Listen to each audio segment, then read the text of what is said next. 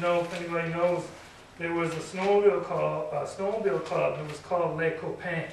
It was French, and I can remember the local businessmen had got together and had the snowmobile club, and it was up on Mill Street where Frank R. Trucking was.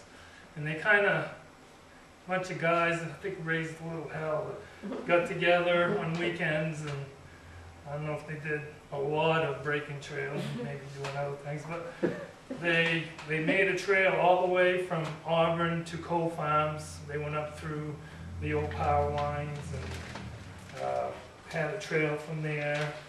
And my father was the president of that for a few years, and basically I can remember when I was going to St. Louis, I used to have a carnival, and I can remember up on Mill Street that they were giving rides. And I can remember that's the only time I ever saw a rear engine snowmobile Polaris. And today there's hundreds. You know, I don't ever remember when I was a kid ever seeing a rear engine snowmobile Polaris. So that's a little bit of, what I know about as far as an Auburn club. I know there's minor clubs. I don't know if there's a club in Auburn right now. If anybody has any questions, I'd be willing to. Paul, the machines you have in your museum now, are these all machines that you restored, refurbished, or? No, or have you bought some already? Well, some are sold, some are here, some I've restored. I like to buy them, like this is a 71 Nordic. People I know, like this gentleman here, he restores one or two a year, every other year, and when he's done, he usually sells them to me for what he has in them, and I end up getting them that way. You know, when I first bought, we went out there and we went crazy. I mean, I bought a whole trailer truckload and just looked at them. It was like 400, and they were race sleds, and we had to have them, and you know, bought them all. Thank God the guy was honest, because I don't even know what I bought, you know. But today, the things that you got, you know, if you want to do this as, you know, investments, you really got to watch, because like Snow Pro sleds, you could buy Snow Pro sleds 10 years ago for $5,000, and they're bringing $20,000 to $40,000 now. The problem is they're cloning. They're cloning things. And we talked a little bit about double tracks, and 1973 Skidoo built a double track, and that's a 74, that's the second year. And that right there was a double eagle. That had two 800 engines that they used to do try to do land speeds with.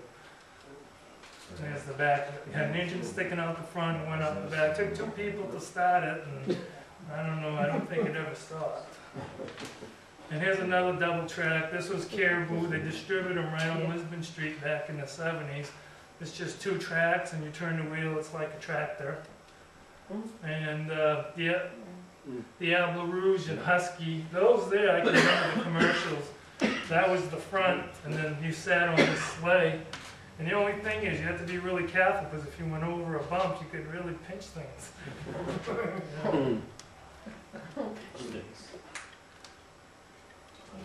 But I want to go forward. It keeps.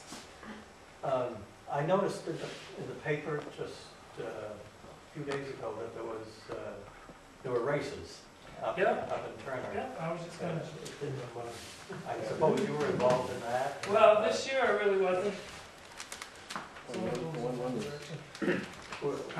Usually I sponsor that, but it's a one-longer, and it was in the mud. They actually, I really thought they should have canceled it, but there was about that much snow, and they tried. They brought in about 150 loads of snow, but 3 turns around, it was down to the mud. And but there's races. There was one in New Hampshire that they were a little more lenient. The one in New Hampshire, you could run different classes, the women, the powder puff, the kids. And this race up here normally it was a fun race. They just were up the mud up to here. I mean, they were pulling out vehicles. They were telling me at the shop today, they could tell the people who went to the races when they were coming to the museum. Because the mud, they said, was just about where their knee was. So who operates The those? Turner, it's the Turner Snowmobile Club. Oh, okay. They usually put that together, and like I said, usually in the past, I was a sponsor. And this year, just because of different reasons, I didn't sponsor it, but I sponsored it for many years. And actually, the first few years I was sponsoring it and winning the race, so they didn't like that. Because they said it weren't fair because I knew a lot about snowmobile. But I weren't driving it. But, you know, in the maps today, the club puts out a map and you can go right from Turner down to the Auburn line. They even shows my museum. You can drive right to the trail. And many snow, you can get these maps from the state of Maine free that covers the whole state. But if you want to go in a specific area, get a hold of your, what is it, the local people in your town. Representative? No, JC's, yeah, Chamber of Commerce, and they'll let you know who the local club is, and you can get the local maps. You know, most GPSs is not made for snowmobiling. You know, it might get you out of the woods, but it might put you in. You know, so you know, you hear a lot of stories about GPS, unless you have one that's really set up. You know, but no one's actually gone out there and done the trails and put them on a GPS. Right. You know, if you're in trouble, you might get yourself home. But yeah, that one longer is it's tough. They used to be called, they still call it the one longer 100, but they only do 50 laps. It feels like 200s. I mean, the holes get deep like this. If they go in the hole, the sled disappears, and all of a sudden it comes back up. You know. What did the machines go for when they were in the 60s? Well, actually, they went down in price. Like in the early 60s, you could buy, you know, sleds for about $600, $700, and in the early 70s, you know, when you started buying the Arctic Cat 72.3 with electric start and all that, and if you get into the bigger motors, they're now 1,000, 1,200. But in 73 and 4, when all these companies were going under, I mean, I bought a brand new leftover Alouette, and you bought one. Yeah. You know, with $500 and $600, they were $1,400 sleds. Yeah. So today I was going to show you this. Did you go forward to say about it? You want to keep on remember you? Well, okay, so I'm going forward here. Hey, I was just talking about twin tracks. That was a Manta, and then they had the Raider. He tried to bring twin tracks, and for some reason twin tracks just never made it, and I don't know why, but that's a twin track racer. Arctic Cat built, this was a groomer Arctic Cat built. Back in the early 70s, they had the sleds for the kids, the kitty cat. And that was that stock car. I have one in the museum.